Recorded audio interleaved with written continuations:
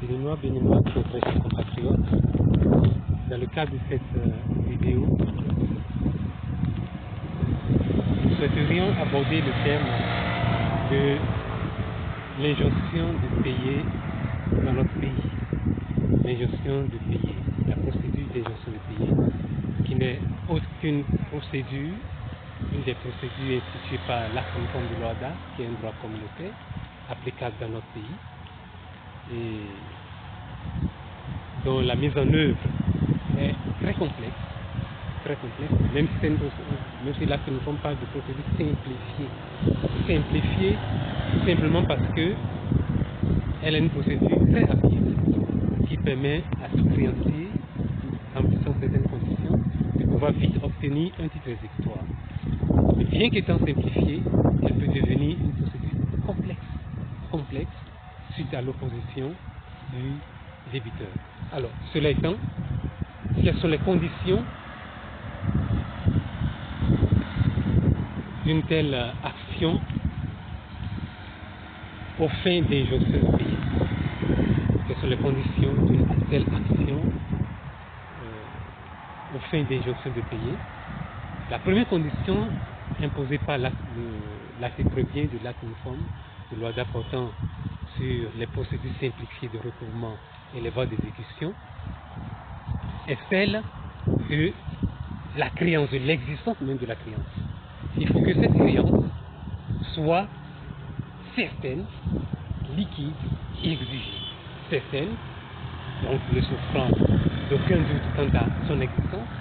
Liquide, elle peut être exprimée en argent.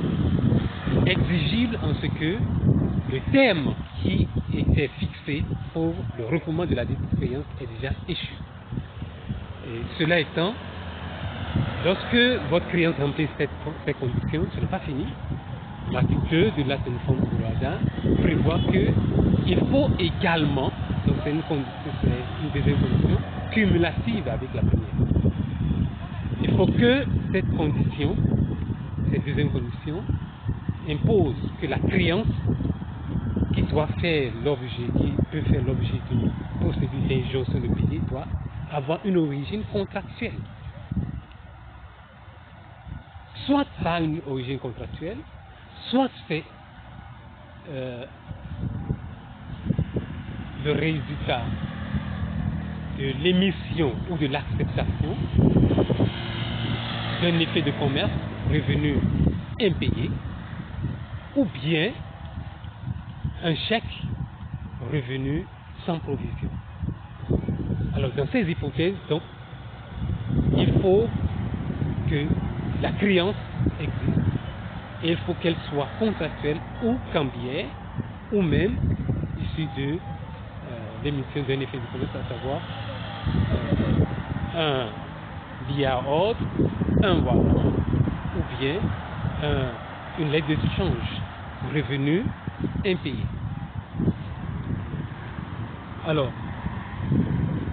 la procédure est donc introduite par voie de requête, puisque c'est une procédure simplifiée par voie de requête, ce qui étant rédigé, au bas de cette requête, vous aurez à rédiger le projet d'ordonnance portant injonction de payer. Et le coût de l'introduction d'une telle requête est de 7 000 ou 5 000 selon le cas, si je ne m'abuse. Et une telle requête est déposée avec les pièces justifiant de la créance et la quittance du paiement. Et sur ce, l'assistance d'un avocat pourra valablement vous être vraiment d'une grande utilité. Cela étant,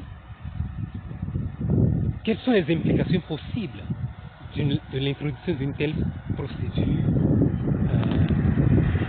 aux fins d'injonction de payer?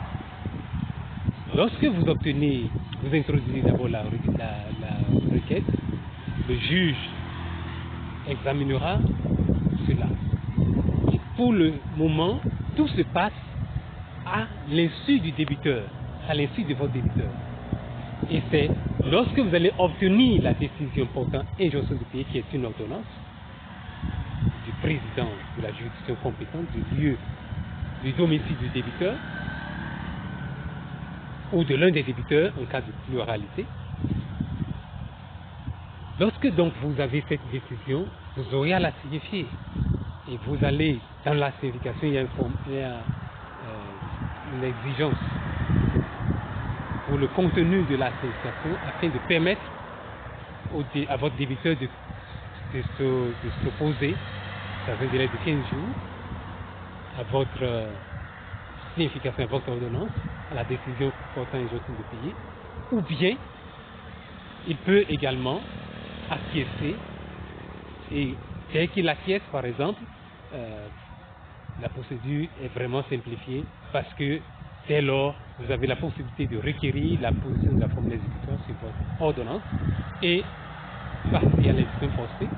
Mais déjà, si le débiteur acquiesce, vous n'avez même plus besoin d'une quelconque exécution forcée parce que vous allez simplement requérir la position de la formule exécutoire afin d'avoir le titre exécutoire. Et il s'exécutera certainement, volontairement, puisque déjà il acquiesce. Mais dans le cas où il n'acquiesce pas, il va pouvoir s'opposer dans les 15 jours. Et la décision qui sera rendue sur son opposition sera un jugement qui sera susceptible d'appel dans un délai de 30 jours. Et ce n'est que là, si cette décision est confirmée, et s'il ne fait pas appel, que cette décision confirme l'ordonnance portant injonction de payer, et s'il ne fait pas appel, que vous pouvez requérir dans les 2 mois la position de la formule exécutoire, autrement la décision portant injonction de payer devient non avenue. Autre implication possible d'une telle procédure est que votre débiteur peut s'y opposer et vous allez en appel, et suite à la décision sur son opposition, il n'est toujours pas satisfait, vous saisissez la cour d'appel. Toujours est-il que l'arrêt sanctionnant sanctionnant son appel contre le jugement portant injonction de payer, cet arrêt confirmatif vous permettra d'agir également en recouvrement ayant déjà un titre exécutoire dans les 2 mois de la notification d'un tel arrêt, de la signification d'un tel arrêt. Vous pourrez raisonnablement requérir la position de la formule exécutoire. S'agissant des effets de la décision portant injonction de payer, en cas de non-opposition, vous allez requérir, comme il est dit tantôt, la position de la formule exécutoire, et vous obtenez ainsi le titre exécutoire dont vous allez pouvoir vous servir afin de pratiquer saisie, settlement ou saisie attribution de créance, selon le cas, sur les biens de votre débiteur défaillant. Il y a tellement d'implications, il y a tellement d'effets, il y a tellement de choses à dire sur cette procédure. Et contactez-nous afin de vous guider, de vous conseiller sur cette procédure qui est simplifiée au terme de la conforme et qui peut quelque peu se compliquer suite à l'opposition de votre débiteur. Elle commence sans la présence de votre débiteur. C'est en cela qu'elle est simplifiée. Mais dès que votre débiteur s'oppose, elle devient complexe. Et cela étant, nous allons pouvoir vous guider, et l'assistance, comme on l'a dit, d'un avocat pourra vraiment vous être très utile. Contactez-nous au 97 40 03 20, 97 40 03 20, ou au 95 31 84 14, 95 31 84 14, afin de vous conseiller et de vous guider. Sur ce, je vous dis au revoir et à bientôt pour d'autres vidéos.